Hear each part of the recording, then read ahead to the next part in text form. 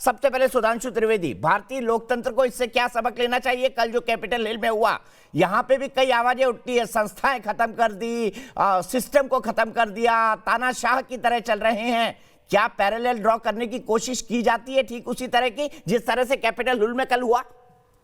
देखिए, भारत में हमें क्या ध्यान रखना चाहिए, हम सत्ता में हो या प्रतिपक्ष, लोकतंत्र की संस्थाओं की मर्यादा का पालन करना चाहिए।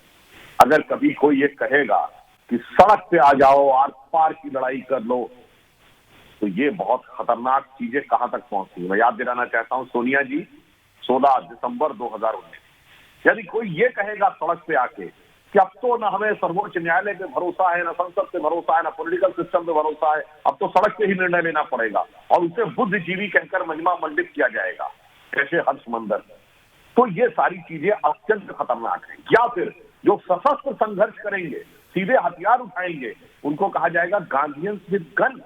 महात्मा गांधी की इतनी प्रतिष्ठा है, वॉशिंगटन न्यूयॉर्क में उनकी मूर्तियां हैं, वो शांति की प्रतीक। गन और गांधी का क्या संबंध?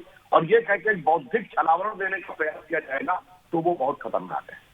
तो ये हमें शिक्षा लेनी चाहिए और संवैधानिक संस्थाओं का मूर्ति भंजन करके किसी को कुछ हासिल नहीं होता, सिर्फ अराजकता हासिल होती है। ध्यान रखना चाहिए, लाख आपका मतभेद हो, लाख मतभेद हो, मैं कहना चाहता हूं, हमारे यहाँ तो उदाहरण है, दुर्योधन दुष्टता का प्रतीक है, परंतु पितामह भीष्म ने कहा हस्तिनापुर के सिंहासन की मर्यादा का मैं अतिक्रमण नहीं करूंगा। जैसे आज बिडेन जीते हैं, उसका सम्मान होना चाहिए, परंतु मैं यह भी कहूंगा, जब 2016 में अगर ट्रंप जीते थे और लोगों ने कहा हम जीत मानते ही नहीं, तो फिर वहीं से तो आपने मर्यादाओं का मूर्ति भंजन शुरू कर दिया था। यह ध्यान रखना चाहिए। और अंत में एक बात और कहूंगा, अमेरिका दुनिया का सबसे समृद्ध और सबसे शिक्षित देश है।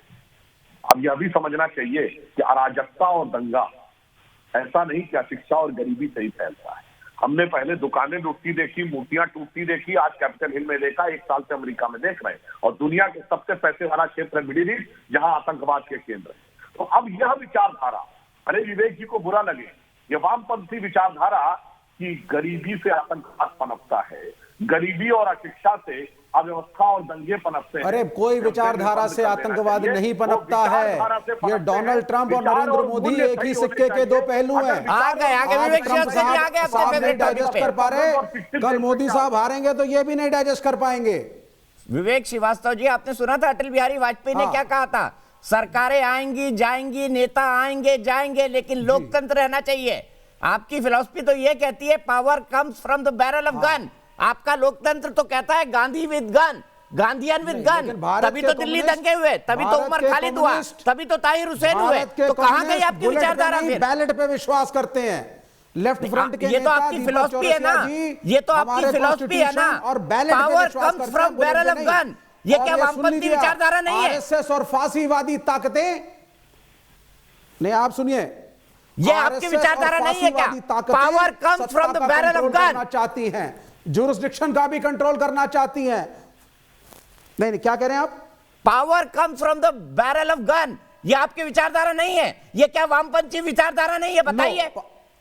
बिल्कुल नहीं है। भारत का जो वामपंथ है, भारत का जो लेफ्ट फ्रंट है, वो बुलेट में नहीं बैलेट में विश्वास करता है। तभी तो कहते हैं ईवीएम खराब है, तभी तो आप बार बार चिल्लाते हैं ईवीएम खराब है, करता है। तभी तो आप कहते हैं मोदी वोटिंग मशीन है वो, तभी तो आप कहते हैं मोदी वोटिंग मशीन है वो, क्योंकि आपको तो वोट मिलना बंद हो गए। एक फांसीवादी सरकार के सरगना है। नहीं, नरेंद्र मोदी जी एक फांसीवादी सरकार के सरगना है। मॉब लिंचिंग इनका कल्चर है। गुजरात के दंगे, बाबरी मस्जिद को तोड़ना, दिल्ली दंगे किसका कल्चर था?